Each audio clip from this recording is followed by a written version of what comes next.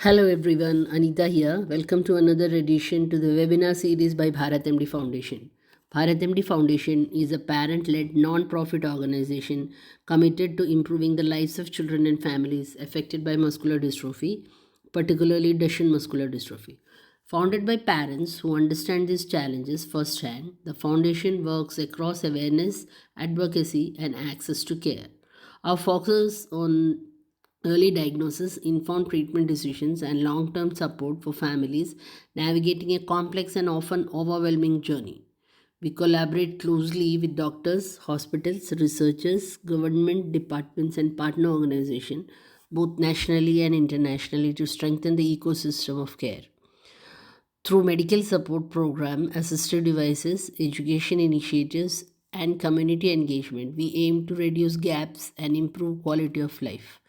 At Bharat MD, we believe that every child deserves dignity, inclusion, and hope. Together, through collective effort and collaboration, we can create meaningful change for the muscular dystrophy community. आप सबको मेरा नमस्ते। आज हम लोग एक और webinar कर रहे हैं भारत एमडी फाउंडेशन की तरफ से। भारत एमडी फाउंडेशन एक गैर लाभकारी संस्था है जो मस्कुलर डिस्ट्रोफी से प्रभावित बच्चे और उनके परिवारों के लिए काम करती है। इस संस्था को उन माता पिता ने शुरू किया है जिन्होंने अपने बच्चों के साथ इस बीमारी की कठिनाइयों को नज़दीकी से देखा और महसूस किया है। हमारा उद्देश्य है लोगों में जागरूकता बढ़ाना, बीमारी की जल्दी पहचान में मदद करना और परिवारों को सही इलाज व देखभाल से जोड़ना। हम डॉक्टरों, अस्पतालों, सरकारी विभागों और अन्य संगठनों के साथ मिलकर काम करते हैं। हम बच्चों के लिए चिकित्सा सहायता उपकरण और परिवारों को मार्गदर्शन प्रदान करते हैं। भारत एमडी फाउंडेशन का मानना है कि हर बच्चा सम्मान और बेहतर जीवन का हकदार है। आपका सहयोग से हम इन बच्चों और परिवारों के जीवन में सकारात्मक बदलाव ला सकते हैं। और इसके साथ हम अपना वेबिनार स्टार्ट करते हैं। अभी आपसे डॉक्टर एमी बात करेंगी। Much Anita ji for this wonderful introduction. Hello everyone and a very warm welcome to the lecture today. आज हम बात कर रहे हैं नॉन एम्बुलेटरी डीएमडी बच्चों के फिजियोथेरेपी मैनेजमेंट के बारे में। I would like to excuse me, I'm sorry. I would like to thank Bharat MD Foundation and DMD India Moms for this opportunity and also for organizing these lectures for parents. It's really useful.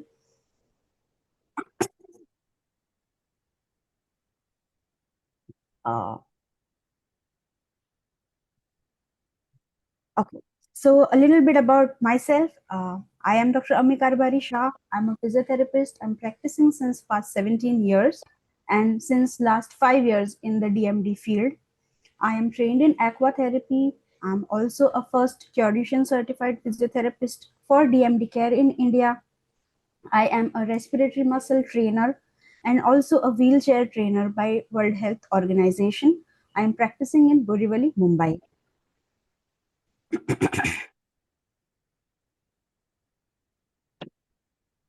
Just give me a second, please. Okay. So आज के जो भी exercise guidelines हम discuss करेंगे वो सिर्फ एक general recommendations है। जरूरी नहीं है हर बच्चे के लिए हर स्टेज में वो उसी तरह से अप्लाई हो। सो इंडिविजुअलाइज्ड असेसमेंट और इंडिविजुअलाइज्ड ट्रीटमेंट प्लानिंग बहुत ही इम्पोर्टेंट है। आज का ये जो कंटेंट है वो बेस्ड है 2018 की DMD standard of care guidelines के ऊपर जो दुनिया भर के एक्सक्यूज मी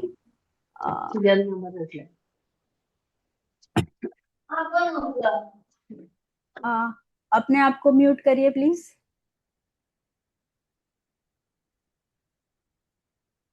ओके, सो आज की जो कंटेंट है वो बेस्ड है 2018 DMD standard of care guidelines के ऊपर जो दुनिया भर के सारे देशों में फॉलो की जाती है।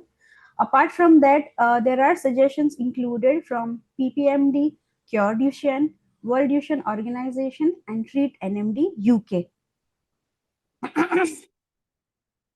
Okay, so आज हम बात करेंगे अर्ली नॉन एम्बुलेटरी और late non ambulatory DMD stages के ऊपर।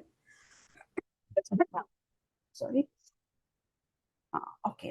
और ये जो 2018 गाइडलाइंस है उसमें एक अपडेशन फिलहाल चल रहा है, और बहुत जल्दी हम एक 2025 केयर गाइडलाइंस भी अवेलेबल हो जाएंगे सब जगह पे, जहाँ पे और भी अपडेटेड और रिसर्च बेस्ड केयर के बारे में बताया गया है।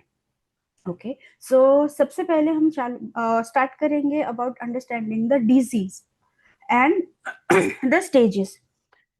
जैसे हम जानते हैं Duchenne muscular dystrophy, muscles basically dystrophin protein नहीं होने की वजह से धीरे धीरे वीक होते जाते हैं, और उसी के चलते excuse, ओके, और उसी के चलते जैसे जैसे बच्चे का एज बढ़ रहा है, मसल रिलेटेड कॉम्प्लिकेशंस और अदर सिस्टम रिलेटेड कॉम्प्लिकेशंस हमें दिखती है। ओके। सो ये स्टेजेस जानना जरूरी है।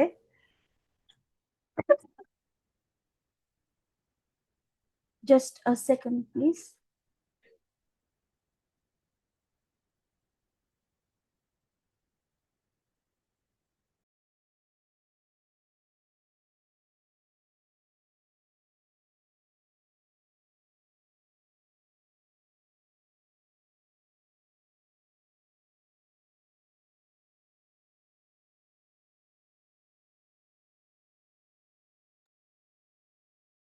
हाँ, so sorry for the disturbance.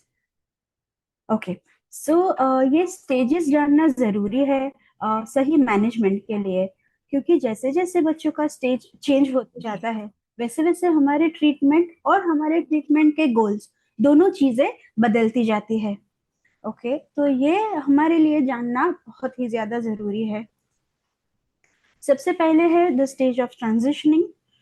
मतलब कि बच्चा चल रहा था, सब कुछ कर रहा था, पर अभी धीरे धीरे उसे चलने में दिक्कत आनी दिख रही है। ओके। और चलना और उसको मुश्किल होते जा रहा है।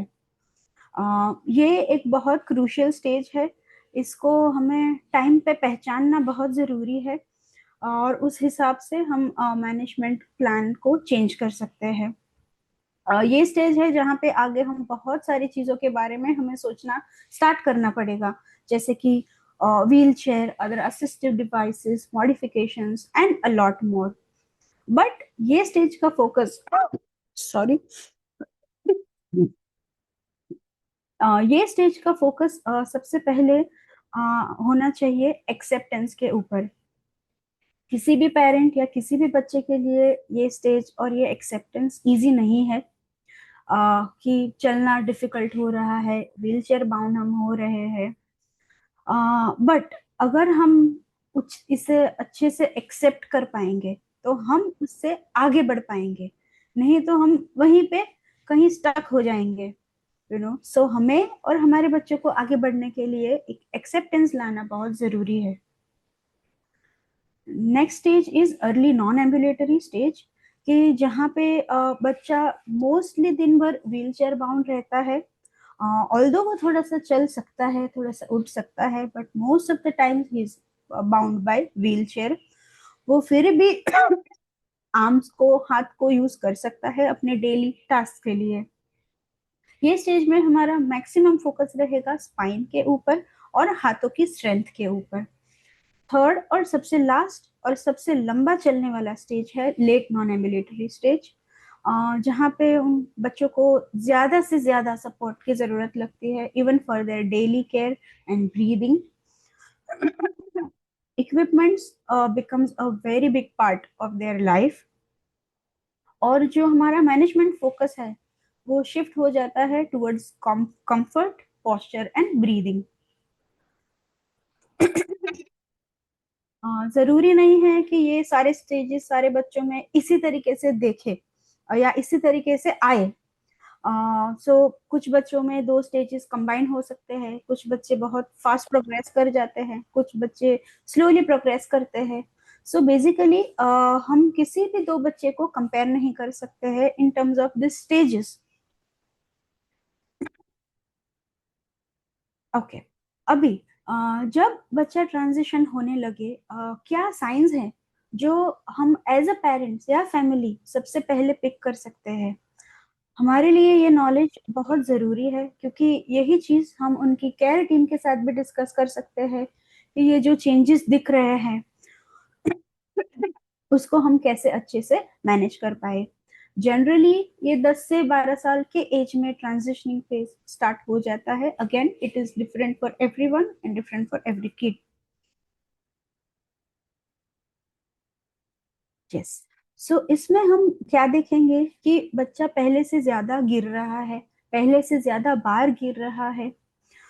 उसका चलने की स्पीड बहुत कम हो रही है, उसके चलने के लिए एफर्ट्स बहुत ज्यादा लग रहे हैं। मोबिलिटी मतलब वो जितना पहले चल पाता था या जितना कर पाता था उससे वो कम चीजें कर सकता है। एक और इम्पोर्टेंट पॉइंट है फटीग, मतलब कि थकान आना। बहुत जल्दी बच्चा थक जाता है और वो थकान रेस्ट करने के बाद भी इम्प्रूव नहीं होती है।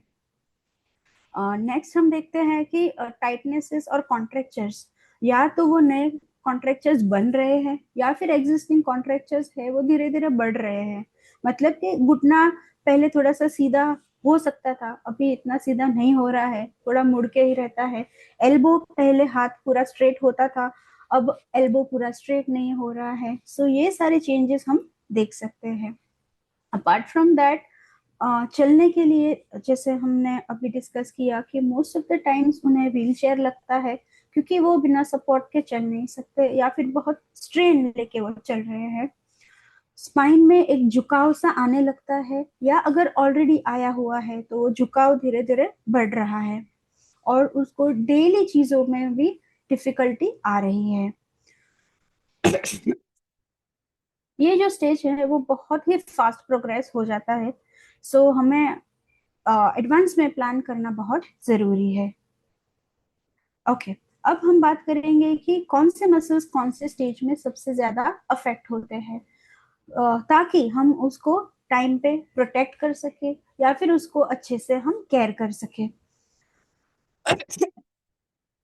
एम्बुलेटरी फेज है, उसमें ज्यादातर नी और काफ मसल्स जो है वो अफेक्टेड होते हैं। ट्रांजिशनल फेज में वो वीकनेस धीरे धीरे हिप तक भी पहुंच जाती है और हाथ के मसल्स में भी दिखती है। और व्हील चेयर फेज में वो एल्बो में, शोल्डर में, रिस्ट मसल्स में, फिंगर मसल्स में और नेक के मसल्स में भी हमें दिखते हैं। शुरुआत करेंगे हम व्हील चेयर के साथ, क्योंकि ये स्टेज है जहाँ पे mostly wheel chair becomes a part of life. So wheel chair को हमें मैं ये मानती हूँ कि उसे हमें नेगेटिवली नहीं लेना है। व्हील चेयर जो है वो डीएमडी बच्चों के लिए it it opens the door to a new life, to more dependency, to more independence. I am sorry. Imagine एक बच्चा की जो खुद से चल नहीं सकता है, जिसको सारी चीजों के लिए सपोर्ट लगता है, and most of the day वो अपना टाइम सिर्फ बैठ के ही स्पेंड करता है, as against a kid who is on a wheel chair, जो खुद का व्हील चेयर चला सकता है, खुद मैनूवर कर सकता है, खुद बाहर जा सकता है। So that makes a huge difference for the kid. तो हमें व्हील चेयर को पॉजिटिवली एक्सेप्ट करना चाहिए। एक सो यहाँ पे आप देख पाएंगे कि व्हील चेयर प्रॉपर होना कितना जरूरी है। जैसे आप ये देख रहे हैं, the kid in blue shirt, उसके लिए उसका व्हील चेयर बहुत छोटा है, ऐसे मोड़ के सिकुड़ के वो बैठा है। ऐसे ही पोजीशन में अगर हम पूरा दिन स्पेंड करेंगे तो सोचिए हमारे स्पाइन और मसल्स और जॉइंट्स का क्या हाल होगा। As against the other kid in yellow T shirt, उसके लिए उसका व्हील चेयर बहुत बड़ा है, उसके पैर लटक रहे हैं नीचे, राइट। सो एक सही व्हील चेयर बहुत ही इम्पोर्टेंट है। वो आपके कॉन्ट्रैक्चर्स को प्रोटेक्ट करता है, आपके स्पाइन को प्रोटेक्ट करता है, आपके जॉइंट्स को प्रोटेक्ट करता है, और इसीलिए एक पर्सनलाइज्ड व्हील चेयर बहुत ही इम्पोर्टेंट है। सो उसमें हमें क्या क्या देखना है कि उसका जो सीट है वो कस्टम फिट, वो बच्चे के लिए उसके साइज के हिसाब से, उसके नाप के हिसाब से बना होना चाहिए। हेडरेस्ट होना चाहिए बैक सपोर्ट होना चाहिए कि जिससे उसका स्पाइन सीधा रह सके। बहुत सी व्हीलचेयर में टिल्ट, रिक्लाइन वगैरह एडवांस फंक्शंस भी होते हैं पावर व्हीलचेयर्स में। वो भी बहुत हेल्पफुल है। फुट रेस्ट और आर्म रेस्ट एडजस्टेबल और रिमूवेबल होने चाहिए। और आप अपने थेरेपिस्ट के साथ रेगुलरली रिव्यू इसे करते रहिए, क्योंकि बच्चे आउटग्रो हो जाते हैं या फिर उनकी नीड्स चेंज हो जाती है या फिर उनमें कॉन्ट्रैक्चर्स डेवलप हो जाते हैं या स्कोलियोसिस डेवलप हो जाता है। उस हिसाब से व्हीलचेयर मॉडिफिकेशन हमेशा करना बहुत ही जरूरी है। एक अच्छा व्हीलचेयर आपको ट्रांसफर्स में भी हेल्प करेगा। जो केयर गिवर है, जो आपको शिफ्ट कर रहे हैं, जो आपको ट्रांसफर कर रहे हैं, उनके गुड हेल्थ और गुड बैक हेल्थ के लिए भी एक अच्छा व्हीलचेयर बहुत जरूरी है। ये ट्रांसफर्स के बारे में हम आगे स्लाइड्स में बात करेंगे। ओके, सो अभी हम बात करेंगे अबाउट रोल ऑफ फिजियोथेरेपी। ये बहुत क्रूशियल है कि हमें डीएमडी केसेस में एक राइट बैलेंस चाहिए। मसल्स को हमें ओवर यूज नहीं करना है, क्योंकि उससे वो डैमेज हो जाते हैं, बहुत जल्दी वीक हो जाते हैं। मसल्स को हमें अंडर यूज भी नहीं करना है, क्योंकि अंडर यूज भी मसल्स को वीक बनाता है। तो एक राइट बैलेंस बहुत जरूरी है। और इसीलिए जरूरी है कि आप ऐसे थेरेपिस्ट को अप्रोच करें कि जो ड्यूशन के बारे में जानते हैं। ओके, सबसे पहला जो इम्पोर्टेंट स्टेप है वो है stretching and range of motion. Stretching जरूरी है, क्योंकि मसल्स धीरे धीरे वीक होते जाते हैं, मसल्स धीरे धीरे टूटते जाते हैं और मसल्स की जगह पे फैट डिपॉजिट होने लगता है। तो उससे क्या होता है कि मसल की जो फ्लेक्सिबिलिटी है, इलास्टिसिटी है, वो कम हो जाती है और उसी वजह से जॉइंट अटक जाते हैं, कॉन्ट्रैक्चर्स बन जाते हैं। सो डेली स्ट्रेचिंग बहुत ही इम्पोर्टेंट है। हर एक पेरेंट्स को भी ये सीख लेना चाहिए, not just mothers, both the parents should be involve. और डेली का ये एक रूटीन बनाना है कि 10-15 मिनट स्ट्रेचिंग डेली होना ही चाहिए। अर्लियर स्टेजेस में 4 to 5 days a week of stretches is also enough, but make sure कि आप इसको सही से जाने और सही से करें। हम थोड़े से स्ट्रेचिंग वीडियोस देखेंगे अभी। पहले ये है shoulder stretch. See most of the times बच्चे जब व्हीलचेयर बाउंड हो जाते हैं, उनके जो हाथ है वो मोस्टली मुड़े हुए रहते हैं, आर्म रेस्ट पे सपोर्टेड रहते हैं। सो यहाँ पे जो है हम शोल्डर को एक्सटेंड कर रहे हैं पूरा, एल्बो को एक्सटेंड कर रहे हैं पूरा। सो ये स्ट्रेच आप मैट पे, बेड पे या फिर इवन व्हील चेयर पे बैठ के भी कर सकते हैं।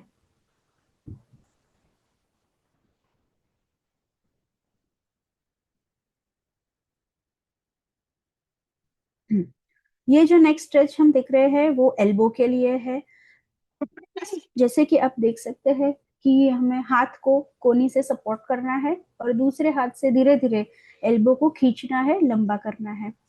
अगेन स्ट्रेचिंग जब हम करते हैं तो वो बिल्कुल ही नॉन पेनफुल होना चाहिए। फोर्सफुली हमें रेंज एक्सटेंड नहीं करना है, उसको जोर दे के हाथ सीधा नहीं करना है। Generally 3 to 5 repetitions with the hold of 30 seconds is enough for a good stretch.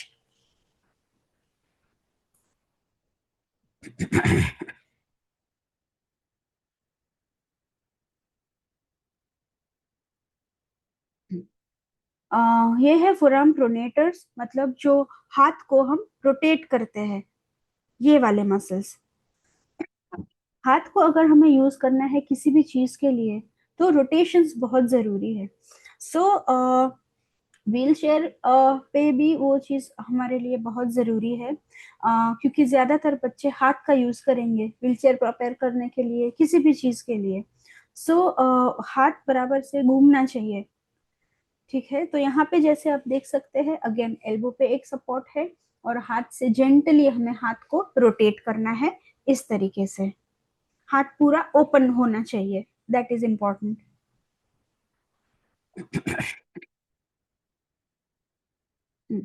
ये है रिस्ट स्ट्रेच। अगेन किसी भी चीज को अगर हाथ में हमें कुछ पकड़ना है तो ये ग्रिप पोस्चर आना जरूरी है। सो अगर कॉन्ट्रैक्चर्स हो जाते हैं जैसे ऐसे फिंगर्स में या रिस्ट में, तो हाथ को हम बिल्कुल फंक्शनली यूज नहीं कर पाएंगे। इसलिए ये रिस्ट स्ट्रेचिंग और फिंगर स्ट्रेचिंग दोनों इम्पोर्टेंट है।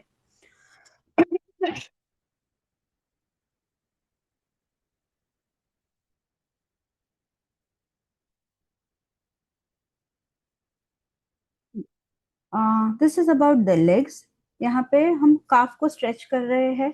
अगेन ये सारे स्ट्रेचेस आप बहुत सारे वीडियो मटेरियल्स अवेलेबल है, उसमें से देख सकते हैं, अपने फिजियोथेरेपिस्ट के पास से पर्सनली सीख सकते हैं और खुद ही उनके साथ आप प्रैक्टिस कर सकते हैं। ओके, सो यहाँ पे हम काफ को स्ट्रेच कर रहे हैं।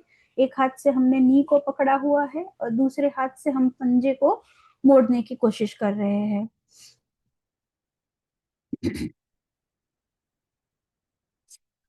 This is again very important. ये जो फुट का मसल है, आप देखेंगे कि आगे जाके कॉन्ट्रैक्चर्स में बच्चों के जो पैर है वो ऐसे अंदर की तरफ मुड़ जाते हैं।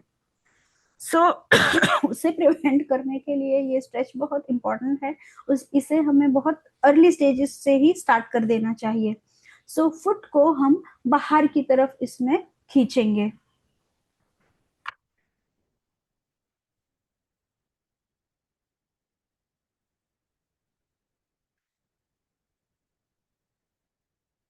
Yes, this is butterfly stretch. Mostly सब ये इसके बारे में जानते हैं, इवन योगा में भी ये बहुत यूज होता है। ये जो थाई के मसल्स है, थाई के अंदरूनी मसल्स है, उसे स्ट्रेच करता है। अगेन ये मसल्स अगर टाइट हो जाएंगे तो बच्चा अपने दोनों पैर फैला के ज्यादा बैठेगा।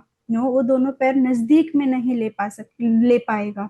सो वो पोजीशन हिप के लिए अच्छा नहीं है, उसे हमें अवॉइड करना है और इसलिए अडक्टर स्ट्रेच बहुत इंपॉर्टेंट है।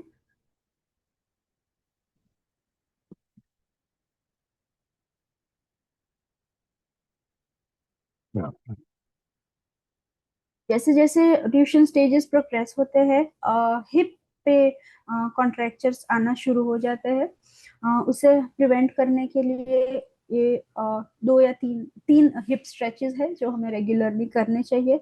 इसमें हम हिप के आगे के मसल्स के, front of the thigh muscles को इसमें हम स्ट्रेच कर रहे हैं।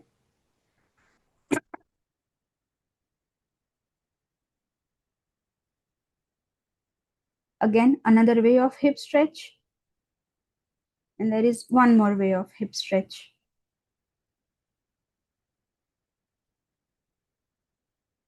Next is hamstrings या knee stretch. ये स्ट्रेच बच्चों के घुटनों को सीधा रखने में मदद करेगा। अगेन, ओवर प्रेशर जरा भी नहीं देना है, पेन के लिमिट में हमें जरा भी नहीं जाना है, एकदम ही कंफर्टेबल स्ट्रेच होना चाहिए।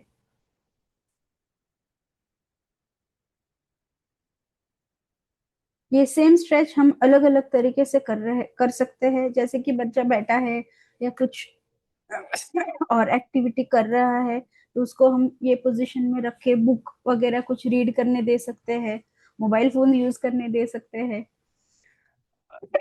सो ये पैसिव पोजीशनिंग भी स्ट्रेच के लिए अच्छा हेल्प करता है।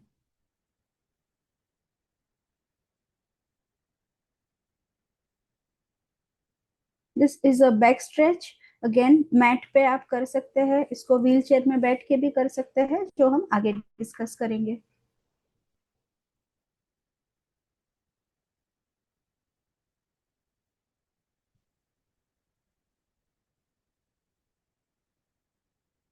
Okay, these are the wheelchair stretches.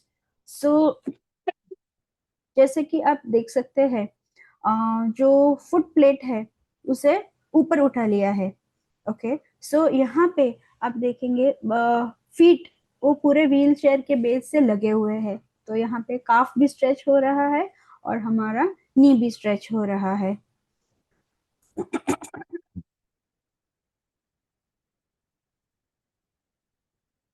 हम्म, और यहाँ पे आप देखेंगे कि व्हील चेयर को हमने पीछे रिक्लाइन किया हुआ है।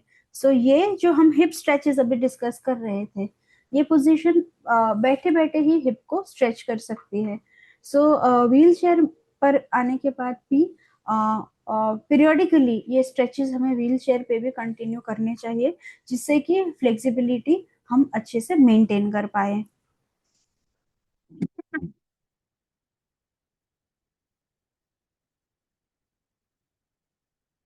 Same way for the hip. अब हम बात करेंगे टिल्ट और रिक्लाइन ऑप्शन के बारे में, जो कि ज्यादातर पावर चेयर्स में अवेलेबल है। रिक्लाइन में हम सिर्फ हिप के एंगल को चेंज कर रहे हैं, हिप को स्ट्रेच कर रहे हैं। टिल्ट इन स्पेस में हम क्या कर रहे हैं, हम पूरा सिटिंग पोस्चर ही चेंज कर रहे हैं। जैसे हम बैठते हैं, ज्यादातर वजन हमारा हिप, लोअर लोअर बैक और पेल्विस पे आता है। टिल्ट इन स्पेस वो प्रेशर रिलीव करने में हेल्प करता है। So this are good features in a wheel chair.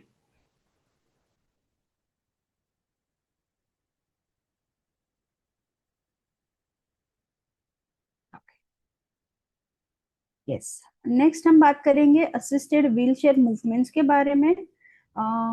जरूरी नहीं हर है कि हर कोई ये थेराबैंड्स या रेजिस्टेंस लेके ये मूवमेंट्स कर पाए, बट बेसिकली यहाँ पे हम शोल्डर और कंधे और पीठ के मसल्स को हम यहाँ पे उसके ऊपर काम कर रहे हैं, उसे स्ट्रेंथन कर रहे हैं। There are other simpler versions too, जैसे कि ये हाथ को पीछे लेना, आगे की तरफ खींचना, क्रॉस स्ट्रेच करना, स्पाइन को क्रॉस स्ट्रेच करना, फिंगर स्ट्रेच करना, ट्रंक रोटेशंस, ये सारी चीजें मोबिलिटी में हेल्प करती है। ओके, नेक्स्ट हम बात करेंगे अबाउट स्प्लिंटिंग एंड पोजिशनिंग। ये भी इतना ही जरूरी है जितना कि स्ट्रेचिंग। एएफओस आई थिंक मोस्टली सब हम यूज कर ही रहे होंगे। सो ये जो एएफओस है, वो हम अर्ली स्टेजेस में नाइट टाइम के लिए यूज करते हैं, बट जैसे जैसे स्टेजेस आगे बढ़ते हैं, इट इज इम्पोर्टेंट कि हम लोग दिन में भी बच्चों को ये स्प्लिंट्स पहनाए। हमें ये स्प्लिंट्स लेके चलना नहीं है। ओके, ये वॉकिंग स्प्लिंट्स नहीं है, ये सिर्फ जॉइंट को सपोर्ट करने वाले, एक पोस्चर को और फुट को सपोर्ट करने वाले स्प्लिंट है।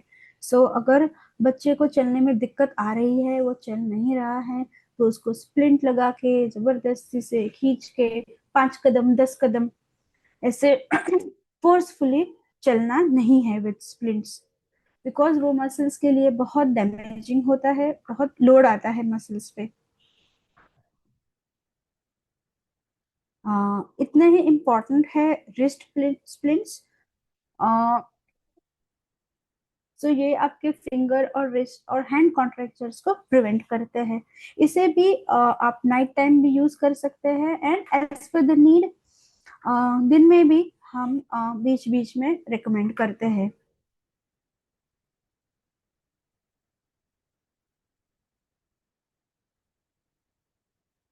ओके, अच्छा पोजिशनिंग,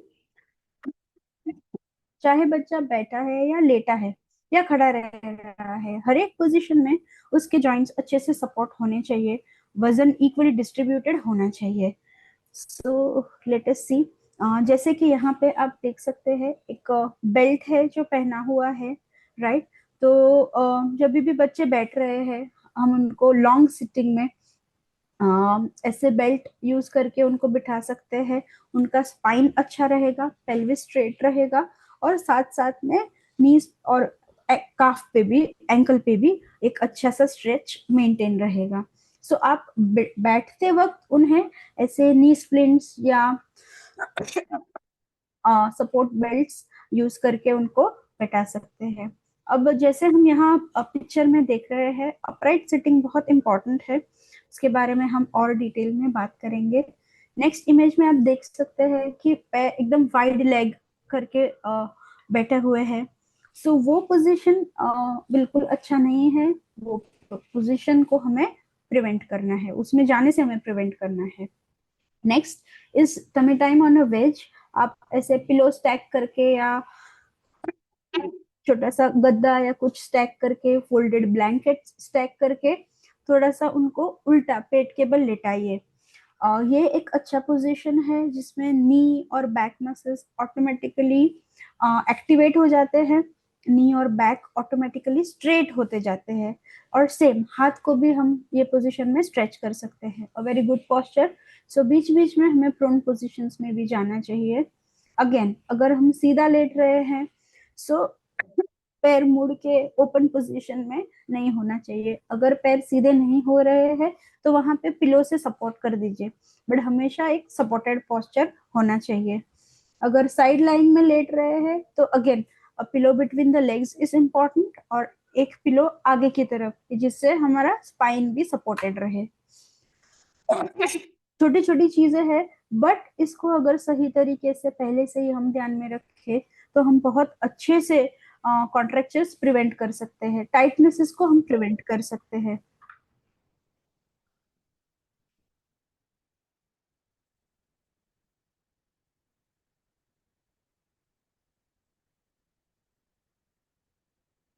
ओके, नेक्स्ट हम बात करेंगे एनर्जी कंजर्वेशन के बारे में।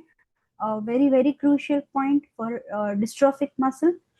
सो हमें एक्टिविटी ऐसे प्लान करनी है कि वो ओवर टायरिंग नहीं हो जाए बच्चों के लिए। उनका दिन भर का शेड्यूल हमें ऐसे प्लान करना है कि उनका स्कूल, एक्स्ट्रा करिकुलर क्लासेस, उनका फ्री टाइम या ब्रेक्स जो भी है, वो ओवरऑल सारी चीजें बिना ज्यादा थके बच्चा कर पाना चाहिए। अगेन सेफ मोबिलिटी रखना बहुत जरूरी है, कंफर्टेबल लिमिट्स में, क्योंकि फॉल्स बहुत फ्रीक्वेंट है, और बोन्स भी काफी फ्रेजाइल हो जाते हैं।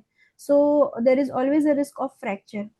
सो हमें सेफ मोबिलिटी करना है। जैसे हम अभी बात कर रहे थे कि जबरदस्ती से पुश करके 2 कदम, 4 कदम, 10 कदम चलने में हमें उनकी सेफ्टी हैम्पर नहीं करनी है। उस दौरान अगर बच्चे गिर जाते हैं, then there is always a chance of fracture. Fracture के बाद उन्हें इमोबिलाइज करना पड़ता है फ्रैक्चर हील होने तक, और तब तक मसल्स और वीक और डैमेज होने लगते हैं।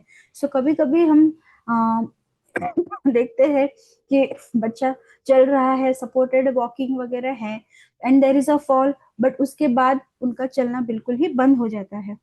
सो इसीलिए safety comes first in this stage. Movement और रेस्ट के बीच में हमें बैलेंस रखना है। एनर्जी कंजर्वेशन हम कैसे करेंगे? सबसे पहले इट डिपेंड्स ऑन अस।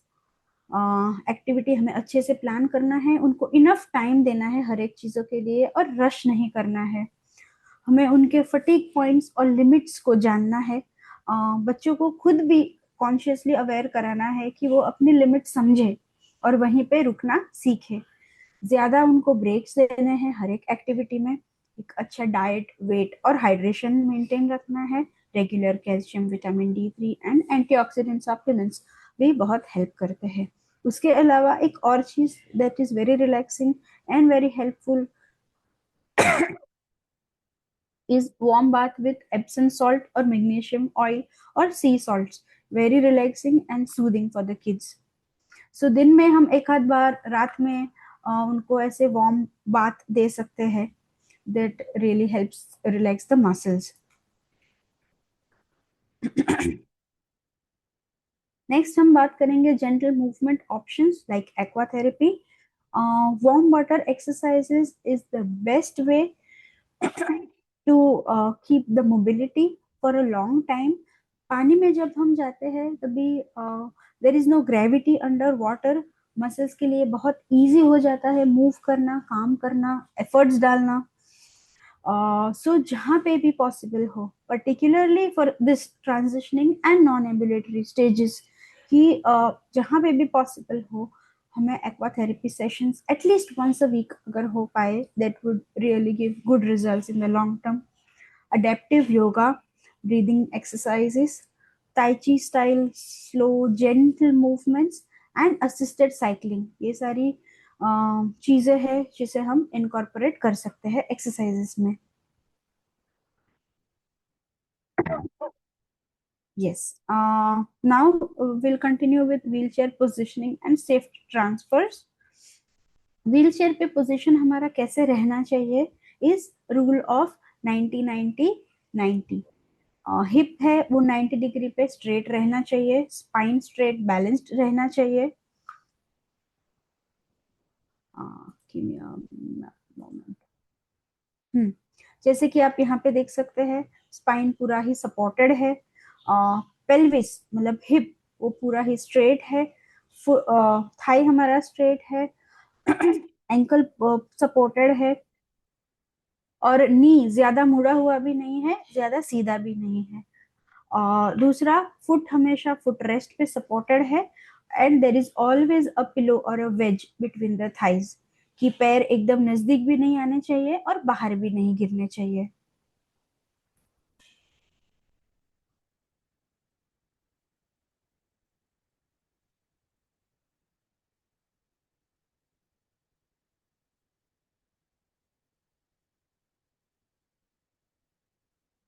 हम्म अब हम बात करेंगे about transverse.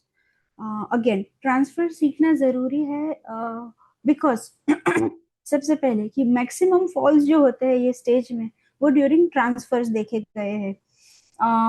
There is also a risk to the care giver, क्योंकि वो आपका वजन मैनेज कर रहे हैं, उन्हें भी इंजरी हो सकती है, चोट लग सकती है, और बच्चे भी ट्रांसफर में गिर सकते हैं। सो इसीलिए ये हमें सीखना बहुत जरूरी है। आप अपने फिजियोथेरेपिस्ट के साथ पास से सीख सकते हैं, अच्छे से उनके साथ प्रैक्टिस कर सकते हैं। Alright, so let's begin the video. When doing it, सो बच्चे को अच्छे से हक करके पीछे से पकड़ना है। हाथ के पोस्चर्स आप देखिए, एक हाथ है जो कमर पे बच्चे को सपोर्ट कर रहा है और एक कर रहा है नी पे, right? So this is a good balance, and then the transfer becomes very easy. ये आपको क्योड्यूशन वेबसाइट पे वीडियोस आप देख सकते हैं, रेफर कर सकते हैं। नेक्स्ट इज, जब बच्चा अपने वेट को या अपने आप को संभाल नहीं सकता है, अपने स्पाइन को संभाल नहीं सकता है, तभी जरूरत है कि ट्रांसफर में हम और लोगों को इन्वॉल्व करें, मल्टीपल पर्सन ट्रांसफर। उनके लिए जिनका वेट शायद बच्चों का ज्यादा है या फिर वो खुद से संभाल नहीं सकते हैं बैक को। यस, सो जैसे कि आप देख सकते हैं कि एक पर्सन पीछे से हक हुआ है और एक पर्सन ने पैर से पकड़ा हुआ है, और दोनों साथ में ही ट्रांसफर कर रहे हैं। सो this is again a very good technique and very safe and effective technique. Okay, इसमें हम देखेंगे कि वो एक पेशेंट लिफ्ट और स्मॉल हॉइस्ट से Traveling or even going to a doctor's appointment can be difficult for somebody who needs assistance with transfers. Yes, so ऐसे सारे मैकेनिज्म्स अवेलेबल हैं जिससे हम सेफली ट्रांसफर कर सकते हैं, इवन टू सरफेसेस के जो हमारे रेगुलर यूज में नहीं है, थोड़े से ऊंचे हैं या ज्यादा नीचे है,